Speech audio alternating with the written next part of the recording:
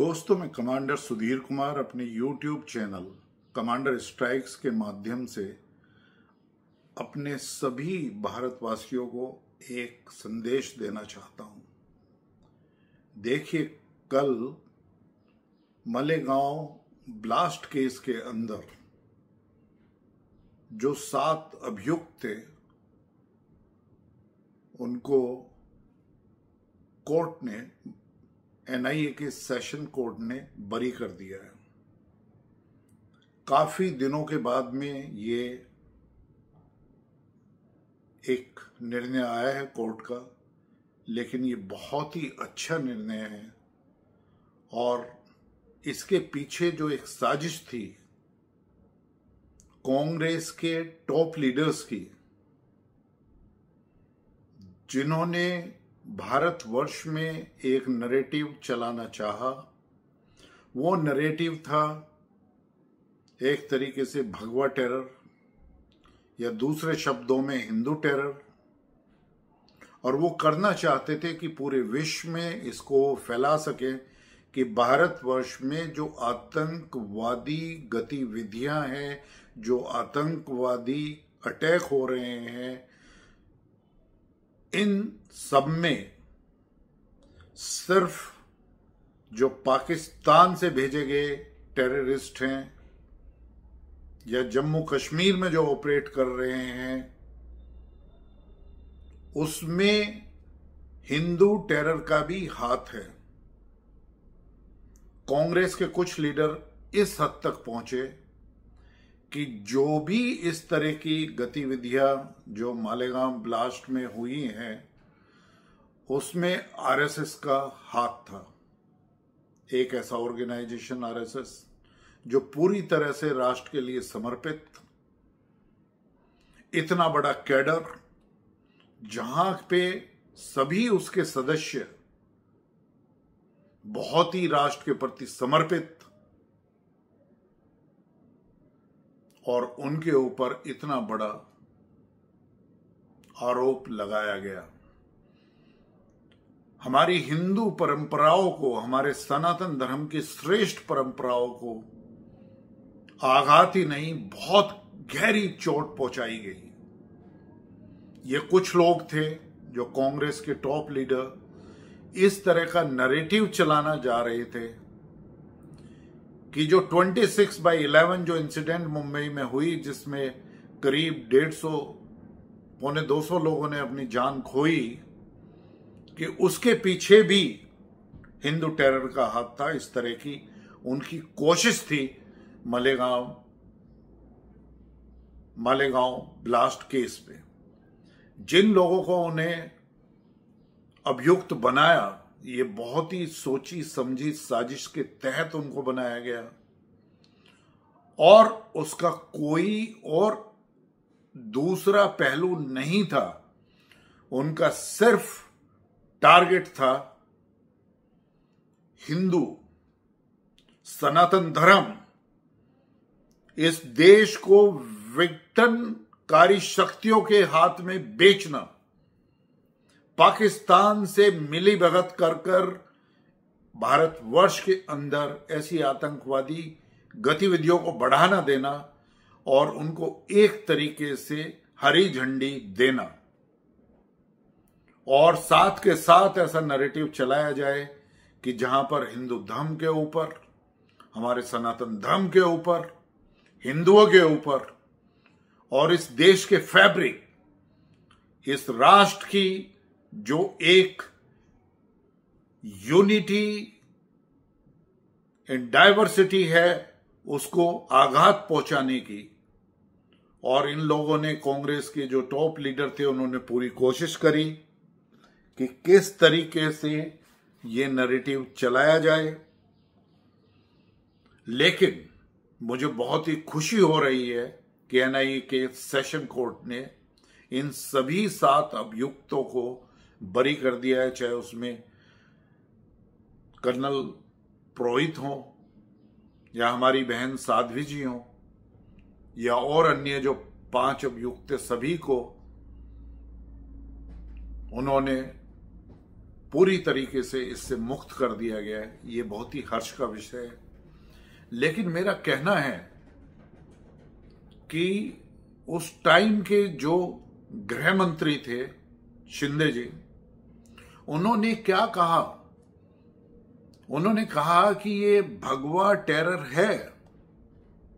दिग्विजय सिंह ने उसको जोड़ा कि ऐसी जो गतिविधियां हो रही हैं वो आरएसएस के द्वारा कराई जा रही हैं, और ये नैरेटिव चलाने की कोशिश करी गई कांग्रेस ने कि पूरे विश्व के पटल पर ऐसी भ्रामक स्थिति को पैदा किया जाए जिससे भारतवर्ष को बदनाम किया जा सके, जिससे यहाँ की सोसाइटी को डिवाइड किया जा सके, जिससे यहाँ पे हिंदुओं को प्रहार करके एक अपीजमेंट की पॉलिटिक्स के तहत कांग्रेस उसी तरीके से राज करती रहे जिस तरीके से 1947 के बाद वो करती रही है, या 1947 में जो जवाहरलाल नेहरू प्रधानमंत्री बनना चाहते थे तो किस तरीके से उन्होंने देश का विभाजन एक धर्म के आधार पर करा दिया और पाकिस्तान एक नया देश को पैदा कर दिया। ये कितनी घिनौनी राजनीति है। कांग्रेस ने किस तरीके से वहां पर इन अभियुक्तों को और उन पर क्या क्या नहीं बीती। उस टाइम के जो डीजीपी महाराष्ट्र थे परमवीर सिंह, वो उन्होंने सबसे बड़ा जिस तरीके से एटीएस में के थे या हेमंत करकरे जो भी थे जिन्होंने इनके ऊपर टॉर्चर किया, साध्वी बहन को किस तरीके से उन्होंने जो है ना उनकी पिटाई करी, टॉर्चर करा। इवन जो मेन पुलिस कांस्टेबल्स थे वो सिविल यूनिफॉर्म्स में आकर उनको तरह तरह की यातना देते थे। इसी तरीके से जो हमारे कर्नल पुरोहित थे, उनकी फैमिली के ऊपर क्या बीती है, उनकी पत्नी के ऊपर क्या बीती है, उनको जो है ना किस तरीके से धमकाया गया। उन्होंने कहा कि इस केस में हम आपकी पत्नी को भी आपकी बहन को भी लिप्त कर देंगे। उनकी फैमिली ने क्या सहा है, कम से कम 16 से 17 साल किस तरीके से उन्होंने सहा है। अब मेरा पूछना यही है कि उस वक्त राहुल गांधी ने भी एक पूरे विश्व पटल पर एक ऐसी जगह बात कही थी कि जो मुस्लिम कट्टरपंथी लोग हैं या जैसे मोहम्मद जैसे टेररिस्ट ऑर्गेनाइजेशन है, उनसे भी खतरनाक ये हिंदू टेररिज्म है। तो इस तरीके के बयान चाहे वो पी चिदम्बरम हो, शिंदे हो, दिग्विजय हो, राहुल गांधी हो और बहुत सारे कांग्रेस के लीडर जो इस नैरेटिव को चलाने में लिप्त थे, उनके इन्वेस्टिगेशन होने चाहिए एनआईए के द्वारा। जो धाराएं इन 7 अभियुक्तों पर लगाई गई वो ही धाराएं, चाहे वो कितनी भी बड़ी पोजीशन में हो, जो भी इस भगवा टेरर या हिंदू टेरर के नैरेटिव्स को चलाने के लिए जिन लोगों ने ये कार्य किया था, उनके खिलाफ जांच होनी चाहिए और एक फास्ट ट्रैक कोर्ट के अंदर एनआईए में उनकी चार्जशीट शामिल होनी चाहिए और उन पर केस चलने चाहिए। ये भारतवर्ष के हरेक हिंदू की आवाज है, उस सनातन धर्मी की आवाज है जिनको कलंकित किया गया, जिनके खिलाफ इस तरीके का जो है द्रोह किया गया।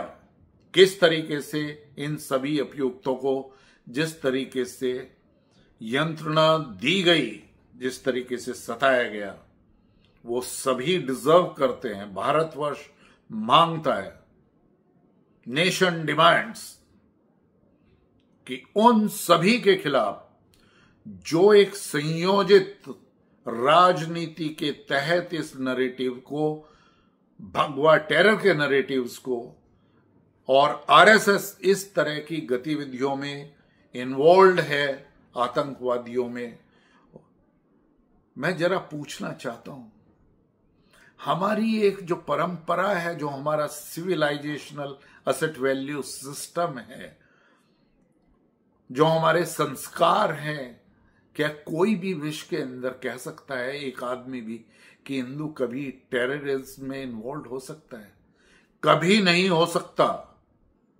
हम वो देश के लोग हैं जहां पर हम वेदों को फॉलो करते हैं, हमारे संस्कार संस्कृत, वो हमारी हजारों वर्ष की तपस्या है जो हमारे ऋषियों ने, हमारे मुनियों ने, हमारे तपस्वियों ने हम लोगों को धरोहर के रूप में दी।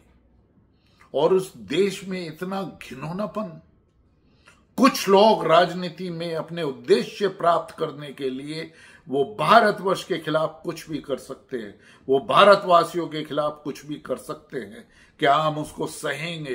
कब तक सहेंगे? क्या कांग्रेस के ये लीडर या एक फैमिली की मोनोपोली इस तरीके के नैरेटिव्स को चलाने के लिए भारतवर्ष में चलती रहेगी? क्या हम इसको सहन करेंगे? कभी नहीं सहन करेंगे। हमारा सभी भारतवासियों का जो सनातन धर्म को फॉलो करते हैं, उसमें विश्वास करते हैं, तन मन धन से उसमें समर्पित है, ये उनका अनुरोध है गवर्नमेंट ऑफ इंडिया से, हमारे आदरणीय प्रधानमंत्री जी से, और स्पेशली हमारे आदरणीय गृह मंत्री अमित शाह जी से, कि इसमें सीबीआई द्वारा, एनआईए द्वारा, जिसमें भी आपको ठीक से लगे, इसमें पूर्णतया इसकी जांच होनी चाहिए।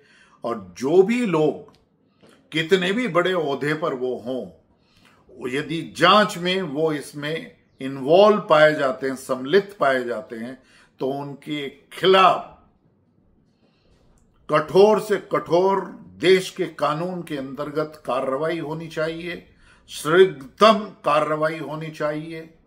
और इन सभी अभियुक्तों को न्याय, जो अब एक मालेगांव ब्लास्ट केस में जिनको निर्दोष पाया गया है, जिनको फ्री कर दिया गया है, उनके साथ इंसाफ तभी होगा जब इसमें लिप्त लोग, जिन्होंने ये भगवा टेरर या हिंदू टेरर या आरएसएस को जो बदनाम करने की कोशिश की थी मालेगांव ब्लास्ट केस के अंतर, उनकी जांच जल्दी से जल्दी हो और उनको उचित सजा मिल सके। धन्यवाद।